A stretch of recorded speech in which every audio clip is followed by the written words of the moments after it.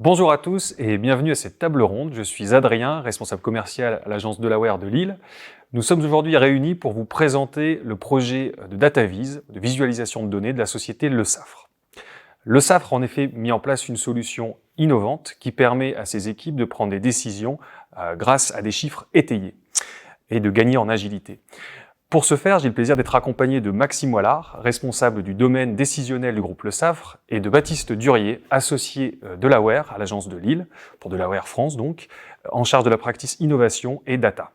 Alors Maxime, peut-être pour commencer, est-ce que tu peux nous présenter le groupe Le Safre pour ceux qui ne le connaisseraient pas assez ?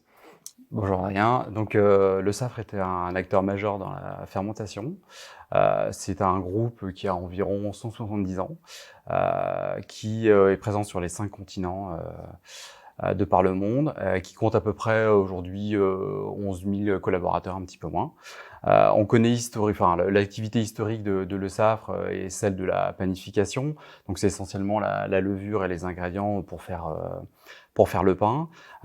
Et à ce titre-là, on aime bien, mettre en avant le fait que tous les jours, un tiers de la population mondiale consomme du pain qui est fait avec de la levure de chez Le Safre. On connaît tous Le Safre, autrement dit. Ouais, d'une certaine manière. Alors particulièrement quand même dans le nord de la France, puisque il se trouve que c'est une société qui est historiquement du nord de la France, de la métropole lilloise. Mais il y a également trois autres pôles d'activité. On a une activité goût, une activité biotechnologie et une activité bien-être et santé. Donc tout ça porté par différentes gammes de produits autour des probiotiques, levure, extrait de levure, de la fermentation avancée. Et évidemment, on a toute une équipe de R&D et d'application centers, ce qu'on appelle comme ça, donc des baking centers, des culinary centers, qui nous permettent d'être extrêmement proches de nos clients et d'apporter véritablement des services et des conseils. Merci Maxime pour ce rappel de la présentation de la société Le Safre, qui est tout de même un acteur majeur dans le nord de la France et dans le monde.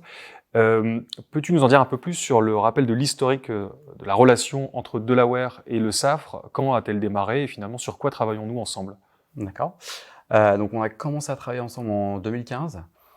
Donc sur la mise en place d'un projet de BI avec du SAP Business Warehouse, donc SAP BW, complété par une plateforme SAP BI, donc Business Object. Donc c'était un projet de build et depuis on est passé en run avec la TMA Delaware. Qui finalement avec laquelle je travaille tous les jours et qui nous permet, je dirais, à la fois d'être dans un support assez classique, mais surtout de faire évoluer notre solution. On complète des périmètres, on met à jour en fonction des nouveautés qui sortent, et surtout là, on a un projet on complète avec la DataVis avec SAP Analytics Cloud depuis maintenant 2 ans. D'accord, donc SAP BW, c'était déjà finalement la partie entrepôt de données, puis on travaille déjà ensemble sur la visualisation de données avec BO, et là on va un cran au-dessus, c'est ce pourquoi nous discutons avec aujourd'hui. une solution hybride, tout à fait. Baptiste, justement, pour parler de ce projet SAP Analytics Cloud, que l'on nomme aussi entre nous assez souvent SAC, de quoi est-il question finalement, et puis quelles sont les nouveautés par rapport à l'ancien paradigme? Alors justement, d'un point de vue technologique, on va parler de 2 notions fortes. La première, on parle de data-vis, donc c'est de visualisation de données. Qu'est-ce que c'est en fait? C'est un peu des techniques, un art de mettre en avant les données de manière visuelle. L'être humain en fait comprend beaucoup plus rapidement les données de manière visuelle qu'un long tableur Excel par exemple. Donc l'objectif, c'est pas forcément de faire des choses jolies qui clignotent partout, mais de rendre justement parlantes les données et de remonter des faits marquants sur les données instantanément. Donc ça, c'est la DataVis. Et puis en effet, on a utilisé l'outil, les nouvelles technologies qui s'appellent SAP Analytics Cloud, qui permet de répondre à ces besoins de DataVis, mais pas que, qui permettent aussi de faire de la data exploration. Donc en fait, finalement, on va donner la main à l'utilisateur pour se promener dans ces données. Et puis, ce qui est important, et le nom ne le montre pas forcément, on parle de SAP Analytics Cloud, mais finalement, on n'est pas que dans un univers SAP. On va récupérer des données de n'importe quelle source, on va les mettre en forme à disposition des utilisateurs, quelle que soit l'origine de la donnée. C'est ça le cœur technologique et technique du projet.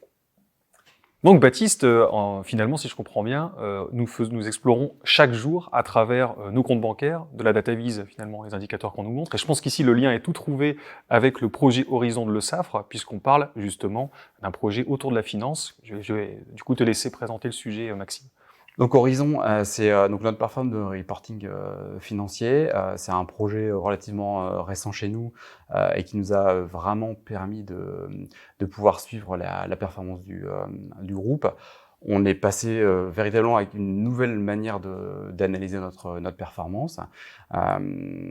Alors c'est notamment dû avec l'évolution qu'on a dans le groupe et les différents métiers que j'ai eu l'occasion de présenter tout à l'heure, où finalement on a dans notre organisation à la fois des usines qui produisent, des business units qui commercialisent, et pouvoir suivre ça de manière pertinente dans un outil, il a vraiment fallu l'adapter, et voilà, c'était l'objet de ce projet Horizon en fait.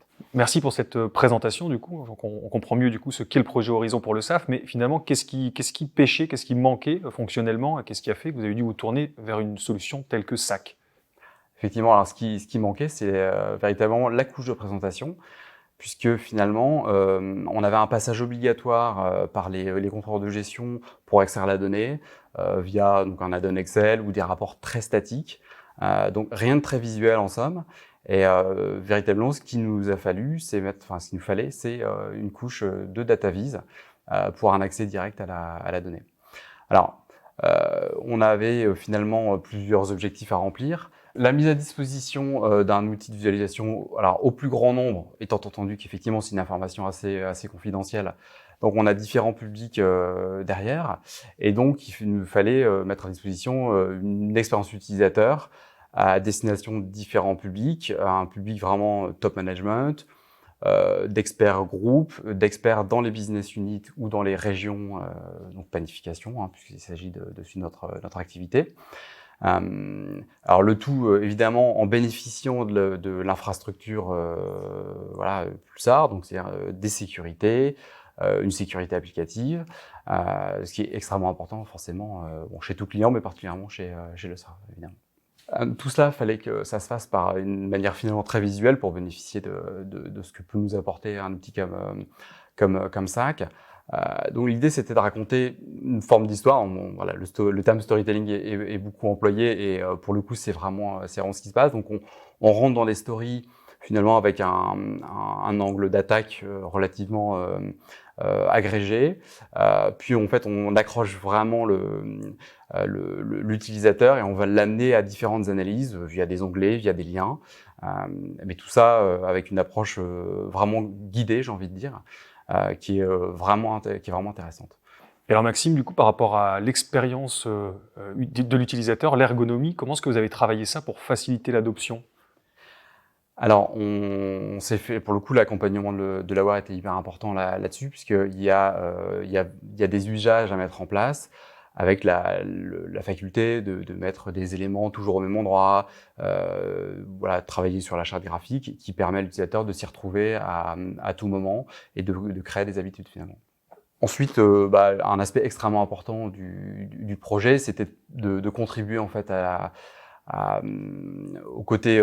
mise en place d'une véritable philosophie data-driven pour nos collaborateurs, en tout cas les collaborateurs concernés par ce projet, avec la mise à disposition de tous ces éléments-là, mais la possibilité d'aller directement chercher une information pertinente. Et quand je parle du côté data-driven, ça s'adresse vraiment à l'ensemble des acteurs que j'ai évoqués, du top management jusqu'au contrôleur de gestion. Et ça, c'était extrêmement important pour nous. Merci beaucoup, Maxime. Je pense que c'est éclairant pour nous tous. Peut-être que Baptiste peut nous répondre un peu plus particulièrement sur le sujet de pourquoi on a été pertinent avec une approche SAC, tout particulièrement dans ce contexte, le SAFRE, par rapport à d'autres alternatives de solutions. Alors, il y avait deux éléments importants. Le premier, c'était de pouvoir réutiliser un existant, un patrimoine chez le SAFRE de données qui était là, donc de pouvoir l'optimiser. Et puis surtout de rester avec une bonne gouvernance de la donnée et surtout une souveraineté sur la donnée. On a entendu parler de connexion live, etc. Ça a permis de garantir cette sécurité. Ça, c'était fondamental. Le deuxième élément, il était de se dire qu'on va pouvoir apporter des nouveaux usages au sein des utilisateurs de le SAFRE. Et derrière les usages, tu l'as très bien présenté Maxime, c'est de pouvoir se donner la main aux utilisateurs, donner cet esprit data-driven pour tous, qui permet d'avoir finalement plus d'initiatives et de prendre le pouvoir quelque part sur ces données. Et c'est ça qu'on a voulu jouer dans ce projet. Et alors Maxime, comme nous sommes finalement sur un format retour d'expérience, est-ce que vous auriez des conseils à apporter par rapport à ce projet mené chez le SAFRE? Si demain d'autres clients avaient mené ce type de projet, qu'est-ce que vous conseilleriez à ces clients?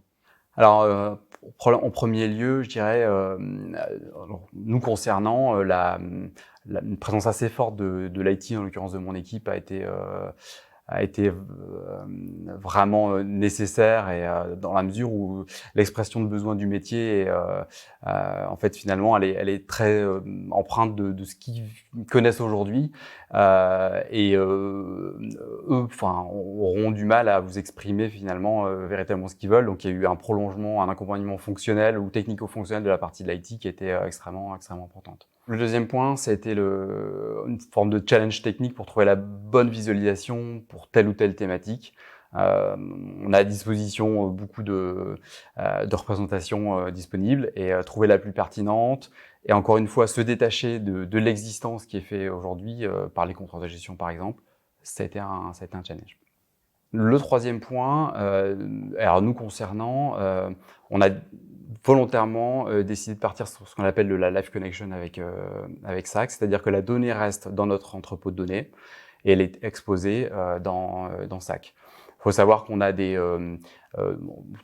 formes de limitation par rapport à un usage SAC avec de la donnée qui est dans le cloud. Pour nous, c'est à la fois une opportunité et effectivement des contraintes, mais l'opportunité, il faut savoir que ça nous a permis de garder notre donnée dans notre cloud privé. Et chez nous, et s'agissant de données extrêmement confidentielles, il nous a souhaité vraiment important de garder ces données-là dans notre cloud privé. Ça rejoint le point sur la souveraineté qu'évoquait Baptiste tout à l'heure. Tout à fait. Merci Maxime pour ces enseignements qui, je l'espère, serviront l'ensemble de nos auditeurs. Si on parle maintenant de l'avenir, parce qu'on parle de SAC, donc on parle de solutions nouvelles et qui proposent de nouvelles fonctionnalités, est-ce que vous avez d'autres finalement mises en œuvre de solutions en perspective? Est-ce que vous avez pensé à de nouveaux projets grâce à SAC prochainement? Ouais, tout à fait. Tout d'abord, compléter l'existence sur le reporting financier. On a embarqué probablement la partie la plus importante, mais on a des analyses complémentaires qui nous permettraient quasiment de sortir tout un book depuis l'application SAC, ce qui serait tout à fait intéressant. On souhaiterait également mettre en place de la data vis sur notre reporting commercial. Et dans un troisième temps, finalement, pouvoir potentiellement croiser les deux, ce qui serait là vraiment, ce qui répondra à quelque chose qui est attendu chez nous depuis pas mal de temps en fait. L'objectif ultime. C'est un peu ça, oui. Et puis, étant donné que c'est un produit qui évolue beaucoup et sur lequel on sait très bien que SAP investit énormément, et il y a pas mal de fonctionnalités d'intelligence artificielle qui vont sortir, et donc nous on est vraiment en veille et on souhaite utiliser et profiter de ces mises à disposition dès que possible. Merci Maxime, merci Baptiste.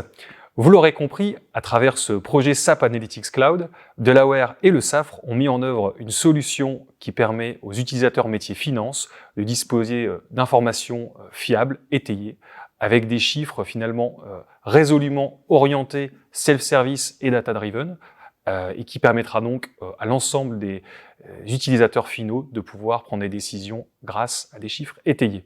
Nous nous tenons à votre disposition pour vous accompagner sur de tels projets avec les équipes de Delaware France, et nous sommes à votre disposition pour répondre à vos questions dans un instant. Merci à tous et à très bientôt.